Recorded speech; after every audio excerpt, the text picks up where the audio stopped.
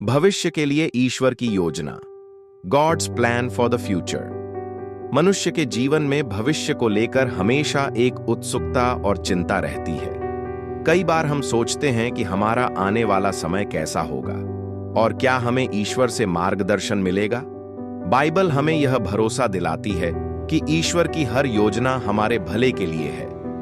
यिर्मयाह 29 अध्याय 11 में लिखा है, क्योंकि यहोवा की यह वाणी है कि जो कल्पनाएं मैं तुम्हारे विषय करता हूं उन्हें मैं जानता हूं, वे हानि की नहीं वरन कुशल ही की हैं। यह वचन हमें सिखाता है कि ईश्वर ने हमारे लिए भविष्य में आशा और शांति का एक अद्भुत रास्ता तैयार किया है। इस वीडियो में हम जानेंगे कि व्यक्तिगत और सामूहिक रूप से ईश्वर की योजनाएं कैसी होती हैं और बाइबल हमें भविष्य के लिए कैसे तैयार करती है। वीडियो को अंत तक पूरा सुनें और शेयर जरूर करें। व्यक्तिगत और सामूहिक भविष्य के लिए ईश्वर की योजना। ईश्वर की योजना केवल व्यक्तिगत नहीं बल्कि सामूहिक रूप से भी कार्य करती है। उनका उद्देश्य यह है कि हर इंसान उनके साथ एक व्यक्तिगत संबंध स्थापित करे और उनके मार्ग पर चले। व्यक्तिगत योजना। हर व्यक्ति के जीवन में ईश्वर का एक विशेष उद्देश्य होता है। रोमियो 8 अध्याय 28 में लिखा है, जो परमेश्वर से प्रेम करते हैं उनके लिए सब कुछ मिलकर भलाई ही को उत्पन्न करता है। इसका अर्थ है कि हर परिस्थिति, चाहे वह सुखद हो या कठिन, हमें ईश्वर की योजना में आगे बढ़ने में मदद करती है। ईश्वर हमें आशीर्वाद देने और हमारे चरित्र को परखने के लिए योजनाएं बनाते हैं। वह हमें परीक्षा और चुनौतियों के माध्यम से मजबूत बनाते हैं। सामूहिक योजना।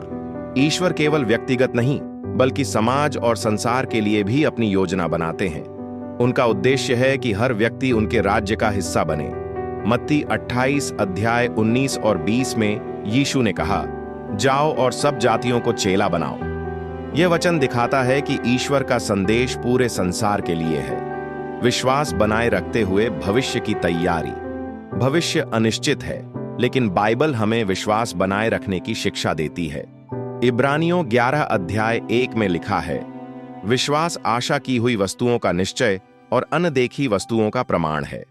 विश्वास के साथ जीने के लिए कुछ महत्वपूर्ण बातें। प्रार्थना और ध्यान।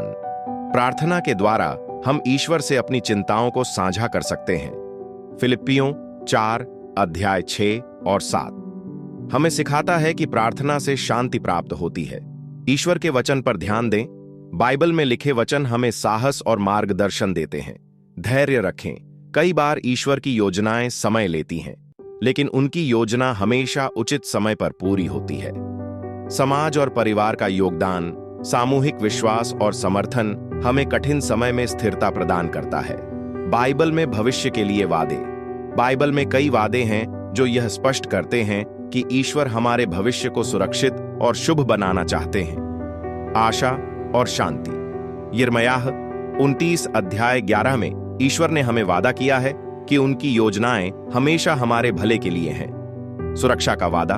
भजन संहिता 23 अध्याय 11 कहता है, क्योंकि वह तेरे विषय में अपने दूतों को आज्ञा देगा कि जहां कहीं तू जाए वे तेरी रक्षा करें। यह वचन हमें यह विश्वास दिलाता है कि हम हर परिस्थिति में सुरक्षित हैं। आशीर्वाद का वादा।